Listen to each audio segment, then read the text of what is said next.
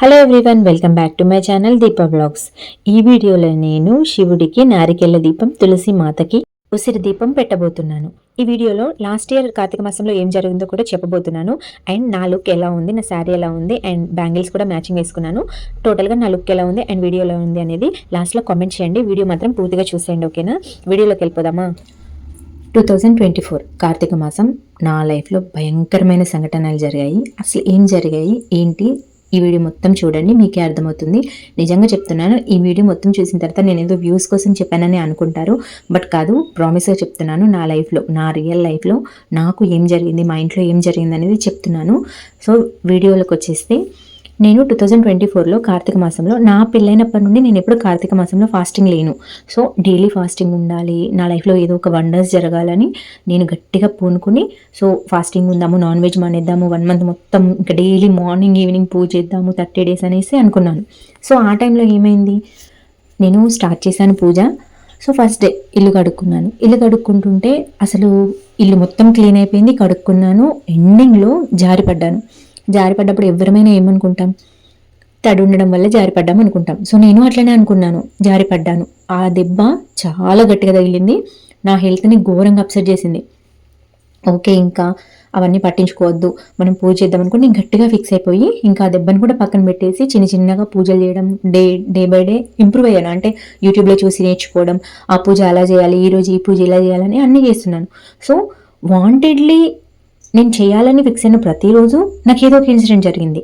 అంటే ఎలా, నేను ఈరోజు రేపు మార్నింగ్ నేను 3:45కి లేదా 3:30కి లేచి పూజ చేసుకుందాము అనేసి నేను అనుకున్న ప్రతిరోజు, ఆ రోజు నైట్ మొత్తం ఏదో ఒకటి జరిగేది. ఒకటి మొత్తం మా బాబు ఏడవడం, హెల్త్ అప్సెట్ అవ్వడం, నైట్ మొత్తం నిద్ర లేకుండా ఉండడం, అలా జరిగేది. సో తర్వాత ఇంకా పిల్లలు కదా అనుకునేది. తర్వాత మా పాపకి అలాగే జరిగేది. అలా ఒక 1 week అంతా అంతే జరుగుతుంది. ఏంటి ఇట్లా జరుగుతుంది, పూజ చేసుకుందాం అనుకుని నేను అనుకున్న రోజే ఇట్లా జరుగుతుంది, నేను నార్మల్గా ఉన్న రోజు ఏమీ జరగట్లేదు అనేసి ఇంకా సరేలే అనుకున్నాను. నాకు అసలు వేరే థాట్ రాలేదు. ఇంకా చిన్నపిల్లలు కదా, చిన్నపిల్లలు ఉన్న మామ్కి ఇంతే కదా లైఫ్ అనేసి నేను ఆ థాట్లోనే ఉన్నాను. సో ఫైనల్లీ ఏమైంది, ఇంకా రేపు పూజ చేసుకుందాం అనుకున్నాను, ఏదో ఒకటి అవ్వడం, రేపు పూజ చేసుకుందాం అనుకోవడం, ఏదో ఒకటి అవ్వడం. అలా అవుతున్న కొద్దీ నాకు ఇరిటేషన్ ఎక్కువైపోయింది. అంటే నేను పీస్ఫుల్గా పూజ చేసుకోలేకపోతున్నాను. ఏంటి, చిన్నపిల్లలు ఉంటే లైఫ్ ఇంత ఘోరంగా ఉంటుందా, ఎవరికి ఇలా అవ్వట్లేదు, నాకెందుకు ఇలా అవుతుంది, ఈ డ్రామాలో ఉండిపోయాను.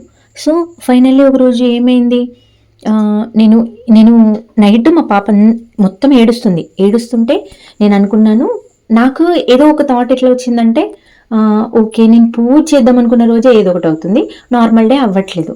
సో నాకు ఆ థాట్ వచ్చిన తర్వాత నేను అన్నాను, అంటే పైకే అన్నాను. ఆ రోజు అలా ఎందుకన్నానో నాకు ఇప్పటికీ అర్థం కాదు. దేవుడు ఉన్నాడు అని నమ్ముతాను కాబట్టి నెగిటివ్ ఎనర్జీ కూడా ఉందని నేను నమ్ముతాను. సో అందుకని మేబీ నేను అట్లా అన్నానేమో. నేను ఏమన్నానంటే, నేను రేపు ఖచ్చితంగా పూజ చేస్తాను, నువ్వేం చేసుకుంటావో చేసుకో. అంటే నేను ఆ మాట ఎందుకన్నాను, ఇంట్లో ఏదో నెగిటివ్ ఎనర్జీ ఉంది ఆ థాట్లో నేను అట్లా అన్నాను. కోపం వచ్చి ఆ ఇరిటేషన్లో గట్టిగా అన్నాను మా ఇంట్లో, రేపు నేను పూజ చేస్తాను, నువ్వు ఈ రోజు నైట్ ఎంత ఇబ్బంది పెడతావో పెట్టు, రేపు నేను పూజ చేస్తాను, నువ్వు ఏం చేసుకుంటావో చేసుకో, నీకు నచ్చింది చేసుకో, చంపుతావా చంపుకో, అది అనేసి నేను అన్నాను. అన్న తర్వాత ఆ రోజు నైట్ అంతా మా పాప ఏడవడం ఇంకా అదంతా అయిపోయింది నైట్ మొత్తం. ఆ తర్వాత మార్నింగ్ లేచాను. నేను ఇంకా పట్టుదలగా మార్నింగ్ 3:45కి లేచి 6 లోపే మొత్తం ఇల్లు క్లీన్ చేసి పూజ అంతా చేసుకున్న తర్వాత ఆ రోజు మార్నింగ్ ఓకే బాగానే ఉంది. సాటర్డే ఆ రోజు ఈవినింగ్ కూడా పూజ చేసుకున్నాను. మార్నింగ్ ఏం అవ్వలేదు కదా, ఓకే హ్యాపీ అనేసి నేను ఈవినింగ్ పూజ చేసుకున్నాను. సాటర్డే ఈవినింగ్ పూజ అయిపోయింది. మా పాప ఆడుతుంది, ఇంట్లో ఆడుతుంది. మా బాబు ట్యూషన్కి వెళ్ళి అప్పుడే వచ్చాడు. నైట్ 7:30, 8కి అట్లా వచ్చాడు. నేను పూజ అప్పటికి మొత్తం కంప్లీట్ అయిపోయి కూర్చున్నాను.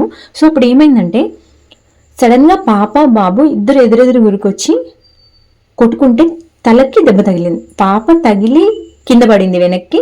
నేను వెంటనే వెళ్ళి అయ్యో పడ్డావమ్మా అనేసి ఎత్తుకున్నాను.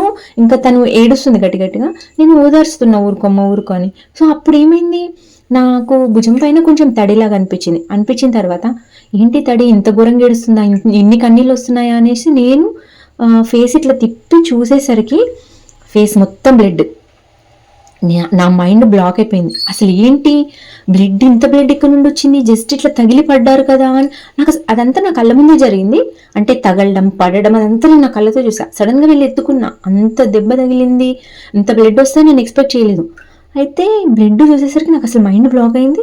నేను గట్టిగా అరుస్తే ఏడుస్తున్నాను, ఏదో తల పగిలిపోయింది ఇట్లా ఇట్లా అని ఏడుస్తూనే మా హస్బెండ్ వచ్చి నన్ను తిట్టి కొంచెంసేపు ఆగని ఫేస్ అంతా క్లీన్ చేశారు. బ్లీడింగ్ అవుతూనే ఉంది.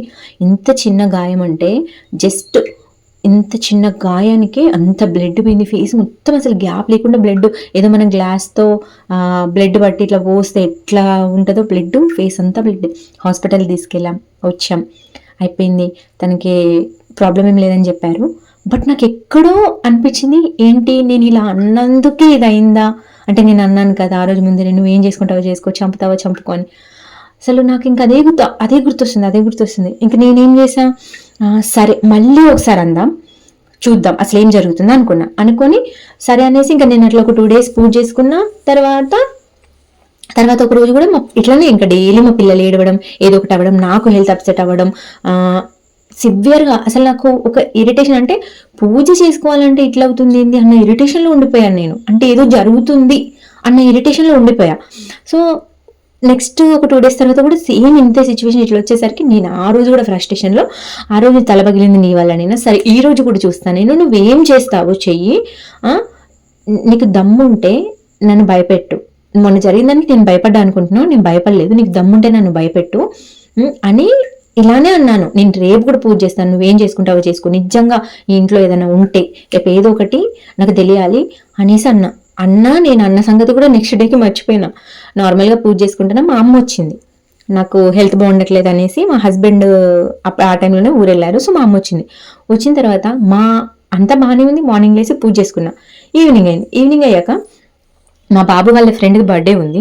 ఆ బర్త్డేకి వెళ్తా అని నన్ను అడిగిన తర్వాత ఏమంటాం, చిన్న బాబు కదా ఏడుస్తాడని నేను గిఫ్ట్స్ కొని ఆ బాబుకి ఇచ్చి వాళ్ళ ఇంటి దగ్గర దింపి వచ్చాను. వచ్చిన తర్వాత కరెక్ట్ ఒక 1/2 hourకి బాబు వచ్చిండు ఏడ్చుకుంటూ. ఏమైందంటే మా ఫ్రెండ్స్ నన్ను కొట్టారు, నాకు కేక్ ఇవ్వలేదు. సో అయ్యో చిన్న బాబు కేక్ ఇవ్వలేదా, ఇట్లా ఇవ్వకుండా పంపించారేంటి అని నేను మనసులో అనుకొని, ఓకే నాన్న నువ్వేం బాధపడకు, నేను నెక్స్ట్ డే నీకు ఖచ్చితంగా కేక్ కొనుక్కొస్తా, మన డాడీ వస్తాడు కదా, డాడీని కొనుక్కొస్తాడు, నువ్వేం బాధపడకని చెప్పా. సడన్గా మా బాబు చెవి వెనకాల నుండి బ్లడ్ గారుతుంది. నాకు మత్తి పోయింది. ఈ వీడియో లెంత్ ఇంతే ఉంది. సో నెక్స్ట్ ఏం జరిగిందనేది నెక్స్ట్ పార్ట్లో చెప్తాను. ఇది నిజంగా జరిగిన స్టోరీ. నేను వ్యూస్ కోసము, సబ్స్క్రైబర్స్ కోసము అస్సలు చెప్పట్లేదు. నా లైఫ్లో లాస్ట్ ఇయర్ ఏం జరిగిందనేది చెప్తున్నాను. అండ్ నెక్స్ట్ పార్ట్లో నెక్స్ట్ ఏం జరిగింది అండ్ పూజ చేసినందుకు నాకు ఎలాంటి ఫలితం దక్కిందో నెక్స్ట్ వీడియోలో చెప్తాను. ఈ వీడియో కనుక మీకు నచ్చినట్లయితే లైక్ చేయండి, షేర్ చేయండి, నా ఛానల్ని సబ్స్క్రైబ్ చేయండి. ప్లీజ్ నన్ను సపోర్ట్ చేయండి. This is Deepa.